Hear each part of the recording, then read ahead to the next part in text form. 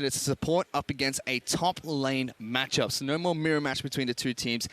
And it's kind of interesting to see because Dara, you know, used to going to those 2-on-2 lanes. Porky, very used to the isolation in the top lane. We'll have to see if that experience of playing in the top lane is going to help him out here. Well, we thought that Evie earlier on would be the one using his top lane experience to come out ahead, but that did not work out for him.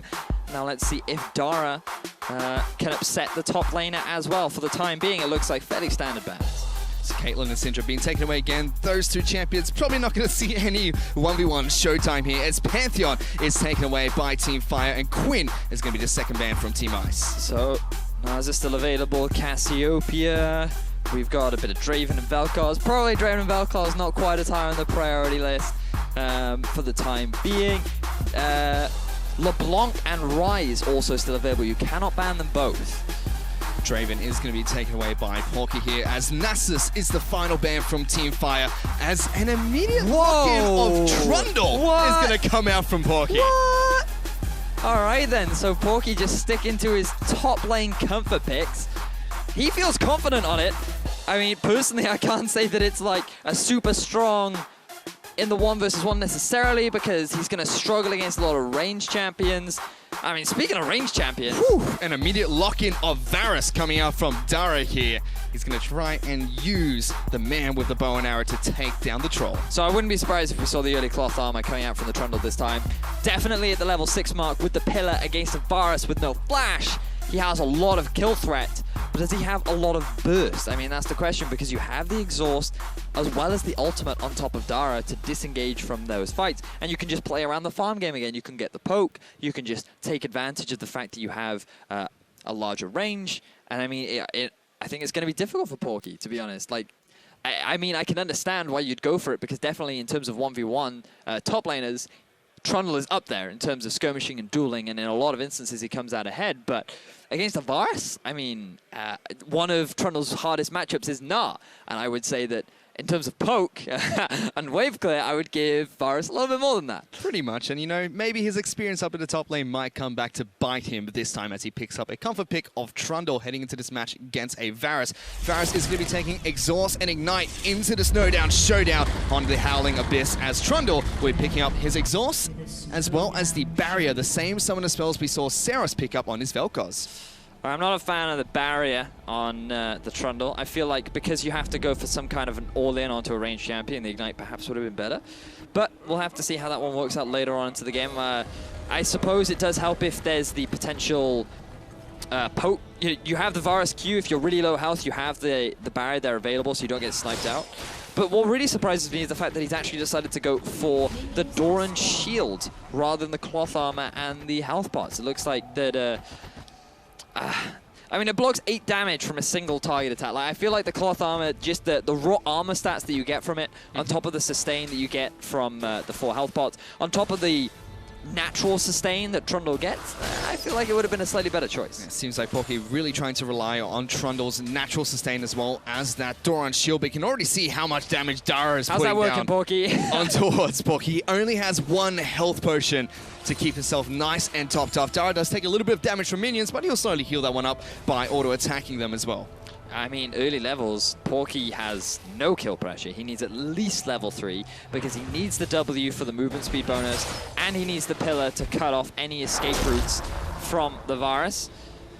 So he's just doing what he can to farm under turret. But again, the turret does different damage. I know that that completely threw me off yesterday when I was under turret, and I was like, wait, why can't I last hit anything properly? And that's just because the amount of damage that the turret does is slightly different. So it depends how much experience Porky has, and I would say that he doesn't have much experience playing on this game mode. You can already see Dara farming up a storm here as Porky keeps getting denied minion after minion underneath his own turret. Finally picked up his second bit of CS. Still yet to pop his own potion as he keeps getting harassed by Dara even underneath his own turret. Finally putting down the frozen domain, trying to push this wave back, but every time he goes close, he'll take a lot of damage. Ignite even being used by Dara there. They're going for the health relic. Dara denies that from Porky, and he's left between a rock and a hard place here as he just can't quite farm.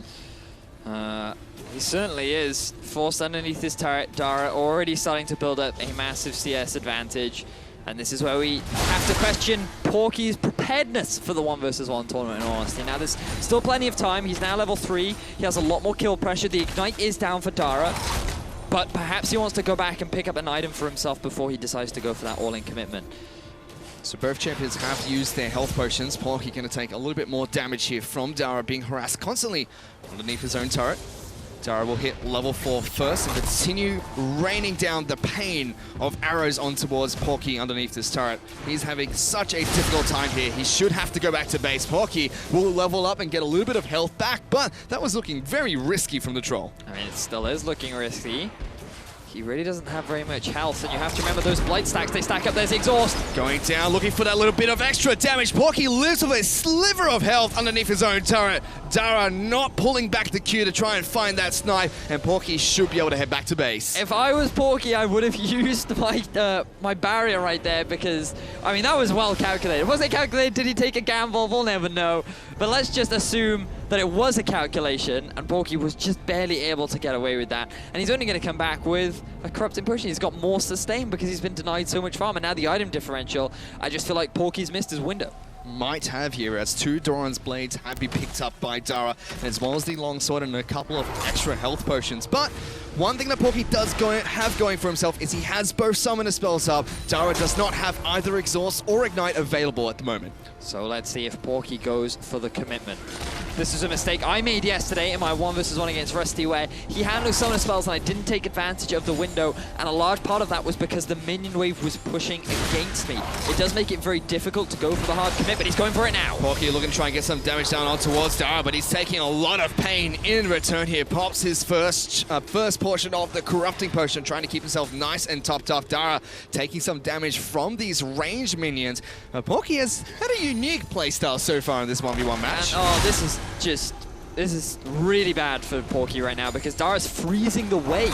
He's just making it so much harder for Porky to get close, but he's going to try again. He's trying to go in for the damage here. Porky has to be a little bit careful. He can't get too close towards the turret. Porky, he's running away. Dara might be able to try and snipe him off if he is able to pull back the Q, but is not going to be able to do so while he has the blights and stacks on towards the trundle. Okay, so now the important point comes into the level 6 mark, right? So Porky is about halfway to level 6. Dara is about 3/4. So Dara's going to get the level 6 first. And if he lands that ultimate, then Porky's going to be in a heap of trouble. But he's just going to try. No, I feel like this is your best moment, Porky. You have to go for the commitment. There's a 6. Level 6. Porky's been locked down. Dara is going to go aggressive here. Barrier's been used by Porky. Dara won't have enough damage. He goes for the shot. Takes an arrow to the knee, but it's just not quite enough as Porky lives with a sliver of health. Porky, you are so lucky this game. You are playing on a knife's edge right now. Dara, though, his exhaust is going to be coming back up relatively soon. He has the ignite. Porky, please, my friend, you have to go for the commitment. You've got yourselves the Doran's Blade now. Your window is closing fast. You're not going to win on farm.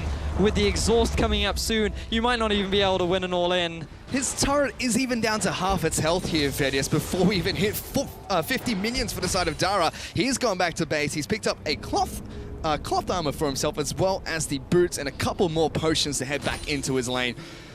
Things are not looking great for Porky at the moment. Not right now, but he is going to deny the health right away from Dara. He's going to push the minion wave underneath Dara's turret.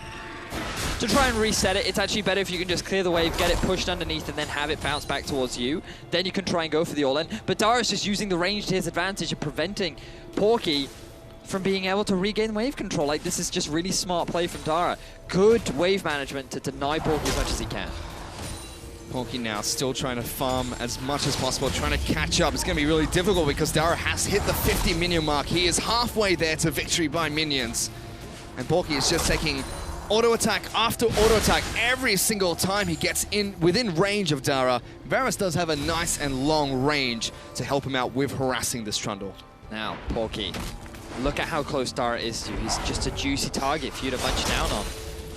is right there for the taking. You could just go for it. I mean, I'm talking you through my thought process now. Like, I can kill him, I can kill him, I can kill him, I can kill it, right?